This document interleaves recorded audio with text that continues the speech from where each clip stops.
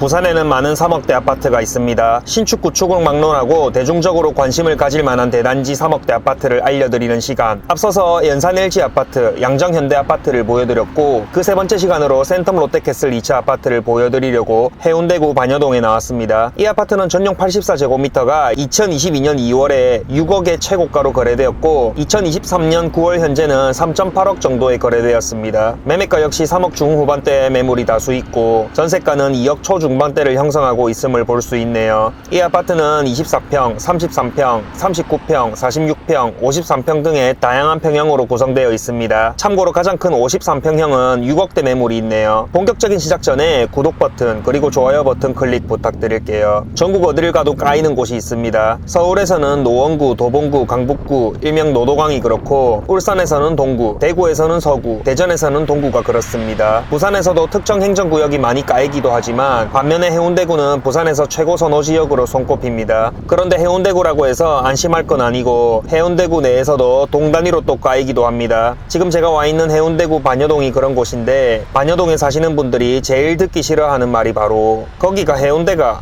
라는 말일 겁니다. 해운대가 해안가 인근을 중심으로 발전하다 보니 반여동 쪽이 상대적으로 발전이 더딘 것이 사실이지만 해운대구 맞습니다. 부산 해운대가 조정지역으로 묶일 때 행정구역 때문에 비교적 억울하게 같이 제지당하기도 하지만 또 한편으로는 해운대구임에도 그리고 한진 CY 부지, 센텀 2지구라는 대형 개발 호재를 바로 옆에 뒀음에도 비교적 저렴하다는 평가를 받으면서 투자자들의 집중 스포트라이트를 받기도 하는 지역입니다. 아무튼 반여동에 대한 설명은 이쯤 해두도록 하고 이곳의 특징을 요약하자면 재개발로 인한 새 아파트 공급이 이루어진 지역 그리고 재건축 아파트들이 있는 곳이라고 할 수 있겠습니다. 반여 1-1구역 재개발로 센텀 KCC 스위첸이 2022년 8월에 입주를 했고 입주 1년이 지난 시점에 전용 84제곱미터가 7억대로 매물이 나오고 있습니다. 그리고 반여 1-2구역 재개발 센텀 아스트룸 SK뷰는 2024년 6월에 입주 예정이고 일반 분양 후에 갑작스럽게 SK건설사의 하이엔드 브랜드인 드파인 적용이 결정되면서 SK 드파인 센텀이라는 이름으로 재탄생하게 되었습니다. 외관이 화려하게 변경될 것으로 예상되네요. 그리고 반여동의 사실상 메인스트림은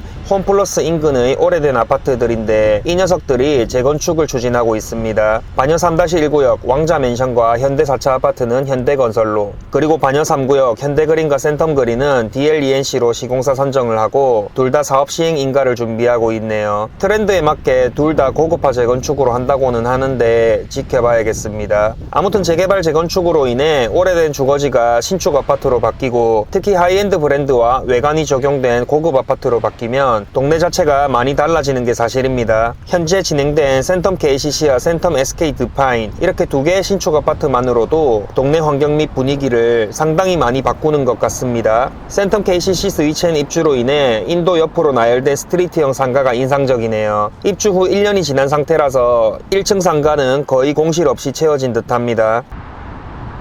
센텀 KCC 스위첸은 문주 앞에 있고 사거리를 중심으로 해서 맞은편에는 SK 드파인 센텀도 보입니다. 마주보는 신축 아파트 두 개가 반여동의 시세를 견인하겠네요. 앞서 말씀드렸다시피 이 신축 아파트들은 현재 7억대의 가격으로 자리 잡혀 있는데 오늘 소개해드릴 센텀 롯데캐슬 2차 아파트는 3억대 아파트입니다. 2005년식의 아파트라서 15년이 넘은 구축 아파트이고 위치도 사실 오르막을 끼고 있으므로 앞서 보여드렸던 재개발 신축 아파트과는 입지가 많이 차이가 납니다. 하지만 초등학교를 바로 옆에 둔 점 그리고 오래전 자리 잡아서 실거주 인프라가 잘 갖추어졌다는 점에 비해 3억대라는 것이 가성비 아파트를 찾으시는 분들께는 매력적으로 다가올 수도 있겠네요. 사실 지도상으로 보면 굉장히 고바위처럼 보이고 실제로도 바로 옆에 산을 끼고 있으므로 경사가 상당할 것으로 예상됩니다. 오늘 날씨도 더운데 땀 제대로 흘리면서 여러분들을 대신해서 제가 한번 등반해 보겠습니다.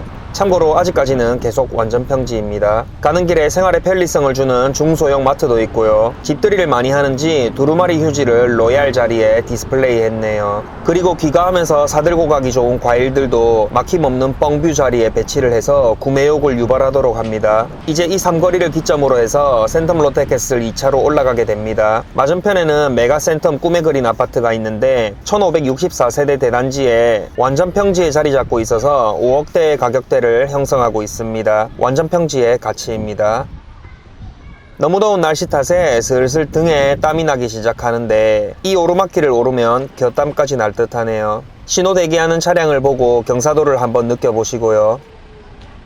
올라가는 길에는 부동산과 약간의 학원도 있습니다. 참고로 학원가는 옆쪽 아시아 선수촌 아파트 근처로 해서 많이 배치되어 있습니다. 올라가는 길에서 건너편을 보면 무정초등학교가 있습니다. 센텀 롯데캐슬 2차가 초품화 아파트임을 단번에 알 수 있고 초등 자녀가 있는 가정에서는 굉장히 반길만한 입지 요소입니다.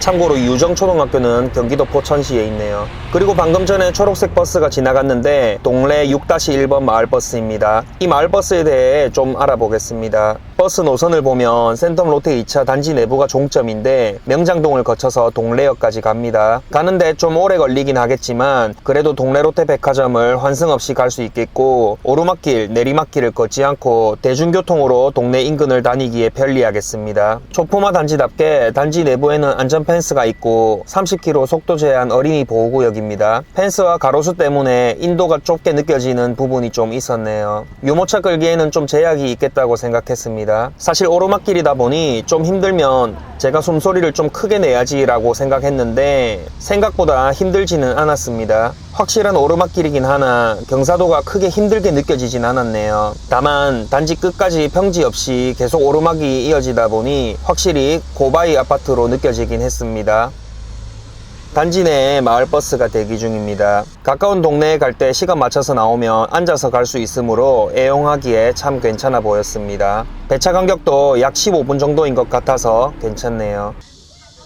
이제 단지 끝부분까지 올라왔는데 역시 잘 자리 잡은 대단지 아파트답게 조용하고 사람 사는 분위기가 나는 곳이었네요. 잘 관리된 정원과 나무가 평화롭게 느껴졌습니다. 주차장에 대해 알아보겠습니다. 주차장은 지상과 지하 모두 있는데 세대당 주차 대수는 1.2대로 무난합니다. 보통 이런 아파트는 지하부터 주차하려는 심리 때문에 상대적으로 지상이 널널한데 이곳도 그러지 않을까 하고 생각하네요. 특히 주차 공간이 부족할 경우 지상에는 갓길 주차 같은 것도 어느 정도 용인해주는 분위기이므로 실질적 주차 대수는 좀 더 된다고 볼 수 있겠습니다. 단지 내부의 분위기를 보여드립니다. 나무가 곳곳에 있는 게 아파트 단지가 아니라 산속의 소공원에 와 있는 듯 합니다. 나무도 풍성한데 바람이 부니까 나뭇잎이 흔들거리는 소리가 꽤나 듣기 좋네요. 어린이 놀이터도 중간에 한번 바꿨나 봅니다. 바닥이 우레탄으로 폭신하고 새빨간 미끄럼틀도 보이네요. 마침 놀고 있는 아이들이 없어서 제가 한번 다가가 봅니다. 안 놀고 있는 이유를 알겠네요. 앞쪽으로 가면 옆동이나 무정초등학교로의 접근이 용이한 통로가 있습니다. 이 통로도 직접 가서 한번 보여드릴게요.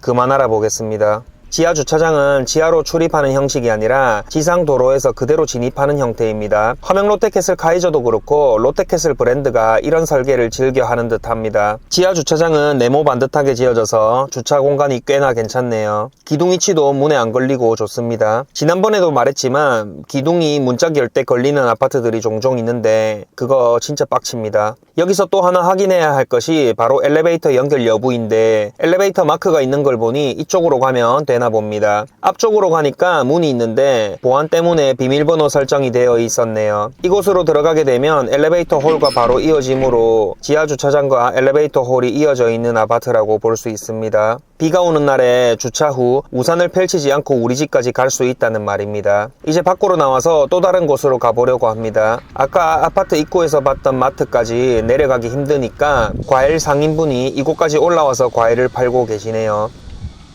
이 위쪽으로는 이제 오토바이 통행 금지라고 하는데 사람은 갈 수 있는 곳이니 한번 가보겠습니다. 사실 이 정도 되어야 진짜 고바이라고 할 수 있겠네요. 몇 걸음 걸었을 뿐인데 자동으로 호흡 곤란이 옵니다. 사실 여긴 센텀 롯데캐슬 2차 단지 안이 아니라 바깥으로 벗어난 곳인데 이곳으로 가면 뭐가 나올지 궁금하니까 제가 가보려고 합니다. 센텀 롯데 2차 입주민들은 아마 이곳을 산책하거나 운동하러 가는 길로 이용할 것 같네요. 이 계단이 왜 있는 건지 모르겠지만 앞에 있어서 일단 올라갔고 이제 서서히 고지가 보이기 시작하는 것 같습니다. 옆쪽으로 보니까 더샵 아파트가 있는데 사실 이 길이 윗반송 동네와 바로 옆 제송동 고바이 동네 쪽으로 이어지는 길이었습니다. 지도상으로 보면 센텀 롯데캐슬 2차와 더샵 센텀 그린 아파트가 바로 옆에 위치한 것으로 보이지만 실제로 걸어보면 굉장한 장벽을 두고 있고 차량으로 진입 시에도 다른 도로를 이용하기 때문에 전혀 다른 입지에 있다고 볼 수 있겠네요. 어쨌든 이 길은 이쪽 동네로 걸어서 가는 용도로도 쓰이겠지만 주로 운동하는 길로 많이 쓰일 것 같습니다. 오랜만에 고바이다운 고바이를 한번 걸었더니 옛날 생각도 나고 참 좋네요. 온 몸도 찐득찐득하고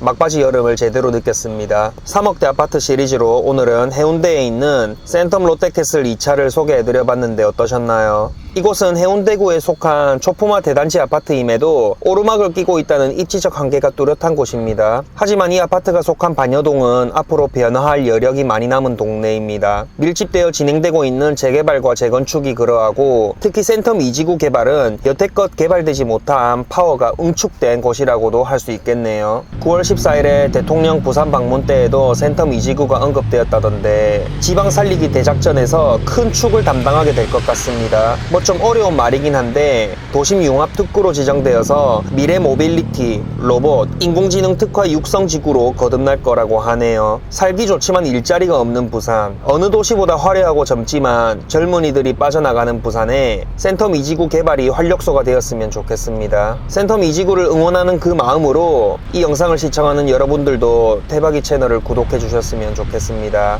자, 이제 오늘 임장을 마무리하고 돌아가려는데 뜻하지 않게 더샵 센텀 그린 아파트 입구로 오게 되었네요. 이 아파트도 2019년식이라서 이 동네에서는 꽤나 신축에 속하는데 입구로 들어가 볼까 하다가 그만 알아보겠습니다.